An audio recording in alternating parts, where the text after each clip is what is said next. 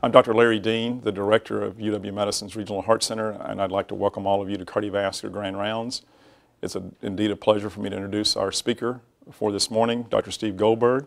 Dr. Goldberg is an Associate Professor of Medicine in the Division of Cardiovascular Diseases at the University of Washington School of Medicine and the Director of the UW Medicine Cardiac Catheterization Laboratories. And the topic of his title this morning is Complex Percutaneous Coronary Intervention. Dr. Goldberg.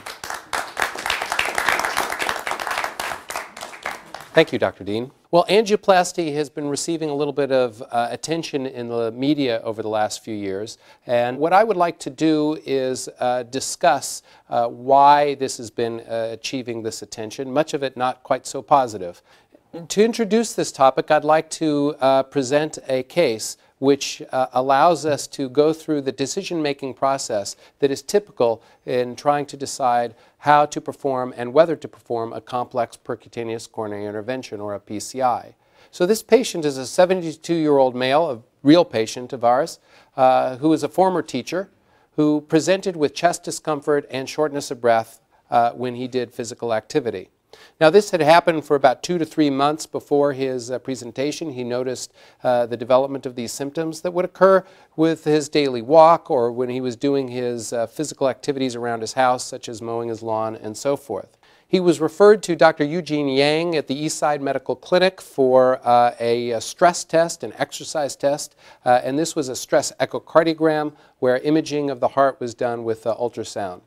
And this was a markedly abnormal test. He did not walk as far as one would have anticipated on the treadmill for a man of his age and physical conditioning, and this is a poor prognostic feature. With exercise, the heart got larger, and he had abnormal function of the inferior part of the heart, suggesting that there is blocked coronary arteries. He therefore was referred for a coronary angiogram, whereby tubes are placed through the skin and passed through the arterial system to the arteries of the heart, the coronary arteries. And contrast is then injected into the coronary arteries, and we can see pictures. And what we see here in this injection of the left coronary artery is that there are some very important blockages. Here we can see in the left anterior descending coronary artery there are significant narrowings that are present, and here in a branch of the circumflex coronary artery there is a very high-grade narrowing as well. Even more dramatic, however, is the findings in the right coronary artery. Here is a right coronary artery, what it should look like, to give you a frame of reference, and here is the his right coronary artery, which I think you can see is completely occluded right after it comes off of the aorta. Well, despite the fact that it's completely occluded, this did not lead to a heart attack or muscle damage because there was blood flow that was being supplied backwards from the left coronary artery via tiny little blood vessels that had developed. These tiny vessels are called collaterals. And as you can see, as we inject the left coronary artery, that faintly we can see evidence of the right coronary artery coming into view right here, filling from a backwards direction. He has 3-vessel coronary artery disease, including a totally occluded right coronary artery. So the key questions for a patient and a clinician might center around, first, has he been optimally treated with his medical therapy, which would include exercise and diet recommendations, risk factor modifications, ensuring that he doesn't smoke, which in this case he did not. The next question is, should revascularization be offered? Now, revascularization is a word that means creating more normal blood flow to that part of the arteries where there has been obstructions. And this revascularization can be due to 2 methods. Either bypass surgery can be performed, or we can do a percutaneous coronary intervention, a PCI, whereby we go through the arterial system and we open up that area of blockage with a balloon or other technique. So the question is, should revascularization be offered for this individual? And if so, which form of revascularization? Coronary artery bypass graft surgery, or a percutaneous coronary intervention, usually with stenting. And if we use a stent, do we use an uncoated stent or a coated stent? The coated stents are coated with a drug to minimize the risk of scar tissue formation from developing within inside the stent. This scar tissue can cause re-narrowing of that area, and it can cause the artery to become significantly blocked. This is a process that can occur several months after the procedure. By coating the stent, we reduce that from occurring. And we have to ask, what is the value of revascularization? Well, we know that it will have a benefit in the symptoms of chest discomfort and shortness of breath. Are we, in fact, preventing heart attacks and death by doing a revascularization?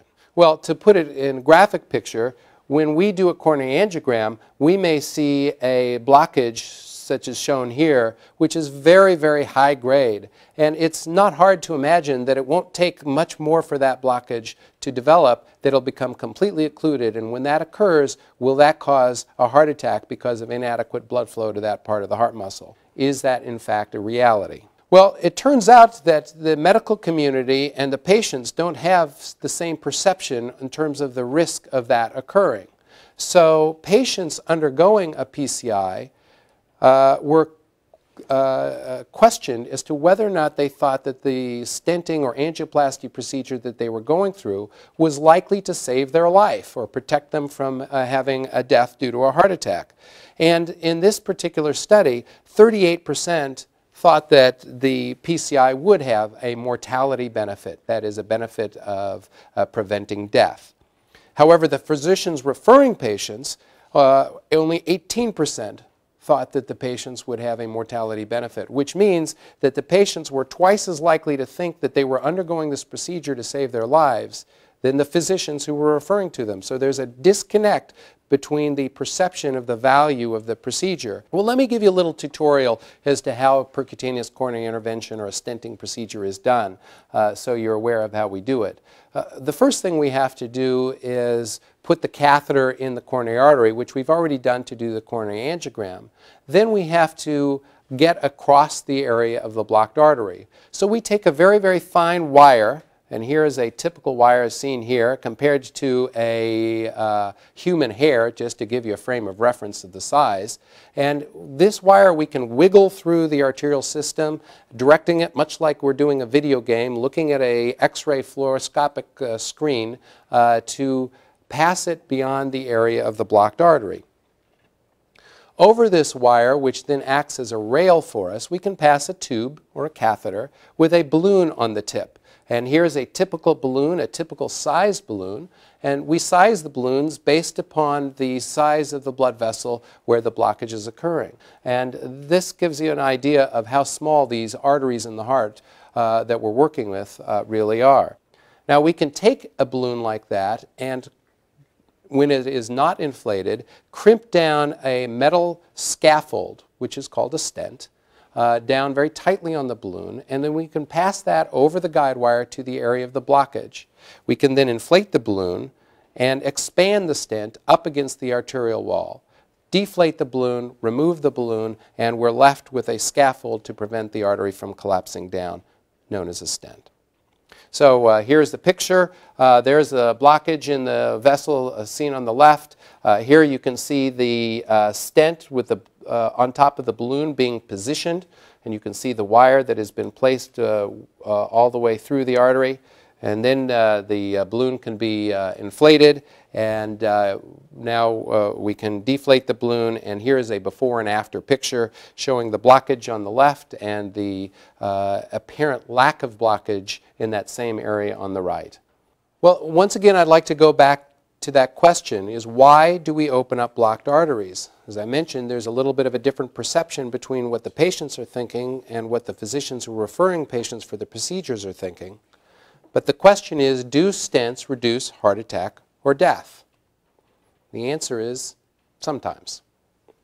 For example, there's no question that if someone comes in with a large heart attack, clutching their chest, unremitting chest pain, won't go away, they come into the emergency room, marked abnormalities on their electrocardiogram, and they're taken to the Cardiac Catheterization Laboratory, and they have an occluded artery, such as seen right here, a completely blocked vessel.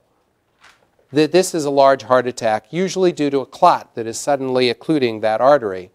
And this can cause a significant abnormality of the heart muscle function. As we can see here, this is the left ventricle, and you can see that everything is squeezing except for this area of the heart, which is supplied by that blood vessel that we showed over here. This is a typical heart attack. And we know that because this is due to a clot, if we use a clot-busting medication, that we can open that blood vessel up and save lives. But it turns out that if we do an angioplasty procedure with stenting, that we will save even more lives than clot-busting medications. So there is absolutely no question that under this circumstance, stenting does save lives. There's another type of heart attack that can occur where an individual presents with chest pain, maybe not so severe, and the chest pain is usually fairly easily treated in the emergency room with medications. The question has been raised, what's the best approach to treat those individuals? Well, several studies have looked at this, comparing a watchful waiting strategy from an invasive strategy, and these studies have been looked at in a meta-analysis. That is, an analysis that pools all of the data together. An invasive approach was associated with less cardiovascular death, less heart attacks, and less urgent rehospitalizations for unstable angina. In this setting, stenting, the data would suggest that it does, in fact, also save lives and prevent heart attacks. Well, let's look at our patient now. He does not present with a sudden occlusion of his artery, nor does he present with any evidence of a heart attack at all. In fact, despite the fact that he's got an occluded right coronary artery, that heart muscle function is completely normal while at rest. So there's no evidence of any heart damage having occurred. So the question still remains in individuals such as himself. Does stenting reduce his risk of heart attack or cardiovascular death? Well, this was put to the test in a recent study that was published called the COURAGE trial. This was a trial of optimal medical therapy versus a strategy of optimal medical therapy plus percutaneous coronary intervention with stenting in individuals who had blocked coronary arteries, or that is at least a 70% blockage of a coronary artery. They had abnormal stress tests and were eligible for receiving a stent procedure. And half of them received a stent procedure and were given all the right medications, and the other half were given just all the right medications, and then they followed them for several years to see if one group had less heart attacks and death than the other. And the answer was no. And let me just go through this statistical illustration which describes this lack of difference between the two groups. In this type of a diagram, what we're looking at are the freedom from events that occur over a period of time. So you can see on the axis it says survival free of death from any cause and myocardial infarction or heart attack. So what you want to do is, if everybody's healthy, the curves are going to be way up high in this type of a curve. And there are two curves here, one with medical therapy and the other with PCI. And if there is a difference between the therapies, those curves will be separate. And you can see here that the curves are not separate, so that as we follow the patients over time, over several years, similar number of events are occurring in the two groups, those events being death or heart attack. So this was a negative study. This is the reason why USA Today came out and said, what's the benefit from angioplasty? Is it not doing much value, giving us much value? There was a reduction in recurrent symptoms with stenting, but it was modest and probably less than we would have anticipated, those of us who do this procedure. So let me show you this data a little bit. In this particular graph, what we're looking at is being angina-free or not having chest pain, and is comparing those with the black bars, PCI plus medication, versus those with the white bars, medication alone. And what you can see is that there are taller black bars at 1, 3, 6, 12, and 24 months compared to the white bars, and the asterisk shows that these are statistically significant differences. But by 36 months or 3 years, there's no statistically significant difference. This suggests that perhaps the benefit of stenting was not quite so maintained, and the differences here, although they're very much present, are not that dramatically different. Does this mean that stenting was not very successful in treating symptoms? Well, that's not exactly the case, because the point of fact is the white bar is showing improvement with time. They're getting better. Why is this? Well, part of the reason might be because a third of patients who were treated with optimal medical therapy initially ended up getting stenting over this period of time. So now you're comparing a group where everybody gets stenting to a third of individuals, the most symptomatic, getting stenting. Now the importance of that is that this study did not say that stenting was not effective.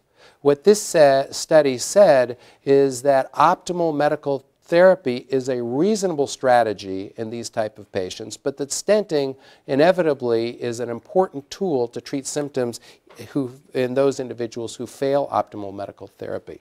So let's go back to our patient. Was he on optimal medical therapy?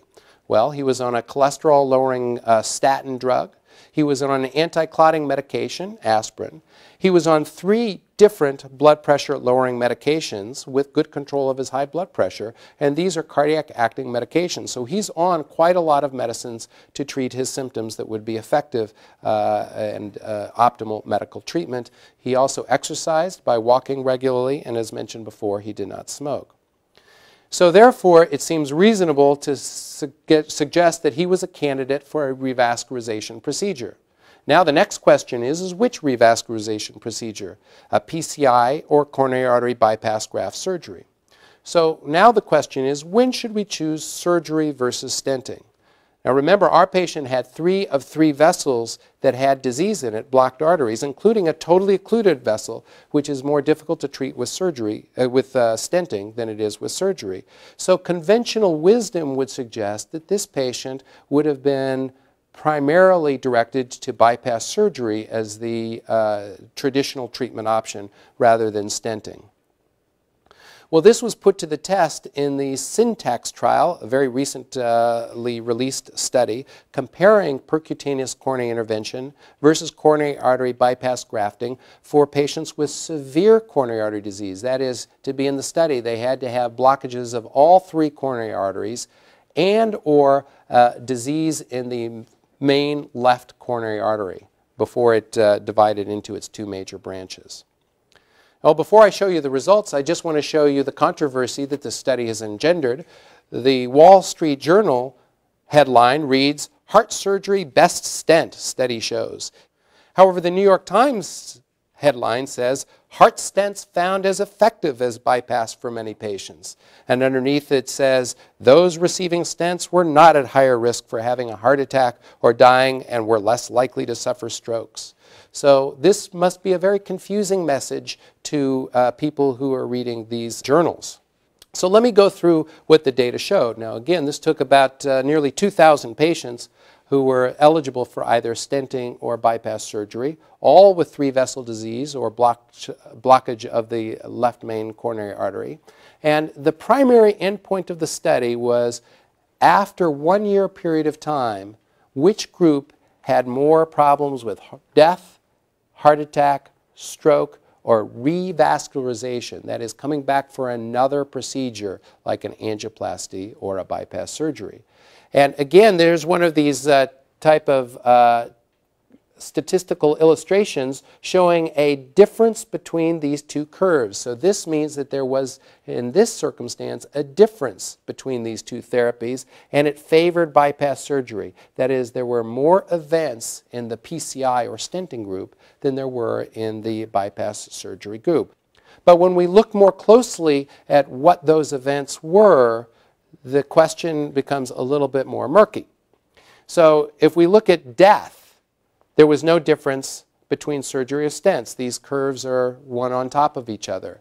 And in fact, the likelihood of dying at the end of 1 year was actually quite low. It was less than 5% for both groups. That's actually quite good considering the fact that these were patients with very severely diseased coronary arteries.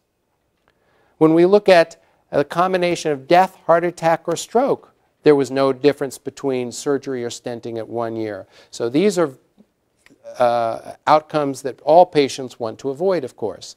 Now, to be truthful, there was a slight increased incidence of stroke in the bypass surgery group, but the numbers were relatively small. The difference between bypass surgery and stenting was all due to the need for repeat revascularization being much higher in the angioplasty group than in the bypass surgery group.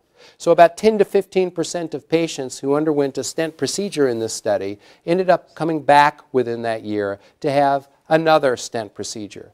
Very few of them came back to have a bypass surgery. So about over 95% of patients who underwent PCI avoided bypass surgery, which in some patients is a preferred outcome.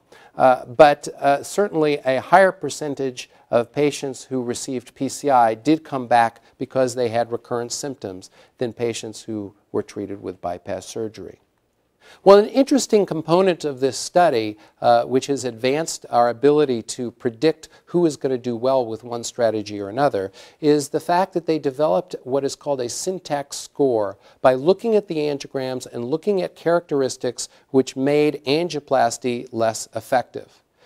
So, for example, if we have a blocked coronary artery, such as seen right here, the challenge for angioplasty is that we have to get a wire across it and back into the blood vessel for us to deliver our stents. Whereas the surgeon simply has to find the distal vessel right here and plug their bypass graft into it. They aren't as concerned about whether or not it's completely blocked right here. In addition, other features might include the fact that the vessel is tortuous. There's a lot of hairpin curves. It might be difficult for us to pass our wire or our balloon or a stent through this area. So this can make it more difficult for us to get a good result with angioplasty. And there was a whole host of other anatomic characteristics that were looked at in this scoring system. Well, it stands to reason, therefore, that patients with a low score should do better with angioplasty than a high score, and that bypass surgery probably should look about the same independent of the syntax score, and that's exactly what was found. So if we break it down into a low score, that is fairly simple disease, intermediate score, or a high score, and look at our primary endpoints of 1-year death, heart attack, stroke, and revascularization, the surgery group did about the same independent of what the syntax score looked like. They had fairly similar outcomes. But the angioplasty group definitely did much worse as the syntax score got higher, such that in the medium and high syntax score groups, there was a statistically significant difference between the outcomes in those patients who received surgery versus those that received stenting. But it's interesting that in those patients who had a low syntax score, there was no significant difference between the two groups, opening up the hypothesis or the theory that if we identify patients with 3-vessel coronary disease who have a low syntax score, then perhaps they would do just as well with stenting as bypass surgery. Well, let's look at the syntax score of our patient. This is complicated, but at the end we can see that the syntax score was 21, which puts him in the low syntax score category. And based upon that, the data would suggest that there is no significant difference between these two curves over a 1-year period of time, and therefore we can guess that the patient would do equally well with bypass surgery or stenting. Well, the decision-making process was that when we did the coronary angiogram, we were concerned that perhaps surgery was the preferred strategy for him. So we decided not to proceed with a stent procedure at that time, but we took him off the table after the diagnostic catheterization and referred him back to his cardiologist, Dr. Eugene Yang, who reassessed the patient. He evaluated him for the adequacy of the medical therapy. He assessed the limitations that was caused by the patient's symptoms. And he considered the patient holistically, recognizing that the patient was taking care of a wife who is not in good health, and therefore a prolonged recovery from a bypass surgery operation might be particularly inconvenient at this particular time. And so therefore they elected to pursue stenting and sent him back to us to do that procedure. And here's the summary of the procedure. As stated before, the big challenge was whether or not we could get a wire and deliver stents beyond the area of the occlusion.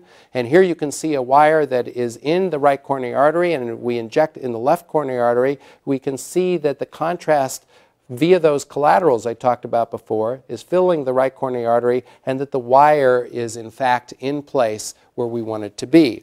Then now that we have the confidence that we're in the proper location with our wire, we can pass balloons, which was done here. You don't see the balloons, you just see the result afterwards. And now we have an open but a very diseased blood vessel. So now we simply implant a couple of drug-eluting stents, and this is our final result. And again, to remind you what it looked like at baseline, it was totally occluded at baseline. So we have a brand new reconstituted artery. The patient at that time was taken off of the table and brought back a week later to address the left coronary artery, where a stent was being placed in the left anterior descending coronary artery and in the circumflex coronary artery, and those stents were then implanted, and we have a baseline blockages over there, and after with the stent result, we have no further evidence of blockages in those areas of the heart, and we got a good angiographic result. The question is how does the patient do? Well, this completely resolved his symptoms of chest discomfort and shortness of breath. He was able to resume his physical activity, and he has remained asymptomatic since his procedure nearly a year ago. He is able to do his daily walk and his activities, such as mow the lawn, without any limitations, and he is very pleased with his outcome. So in conclusions, patients with coronary artery blockages should be treated with optimal medical therapy, including medications, risk factor modification, and exercise. Selected patients may have their symptoms relieved with medications and may not require revascularization, particularly if they're at a low-risk category. Even with aggressive medical therapy, however, many patients will have greater symptom relief with revascularization, and surgery is preferred for some anatomic and clinical situations, and stenting for others, and some individuals suitable for either strategy, and hopefully as we do further studies we'll be able to identify which procedure is optimal for which individual. And finally, although percutaneous coronary intervention may save lives and reduce the incidence of heart attacks in some high-risk circumstances, in lower-risk patients the benefits of stenting may be limited to symptom control and improvement in the quality of life, that is, making patients feel better. And that's not a bad outcome even if we aren't saving lives or preventing heart attacks. Thank you very much for your attention.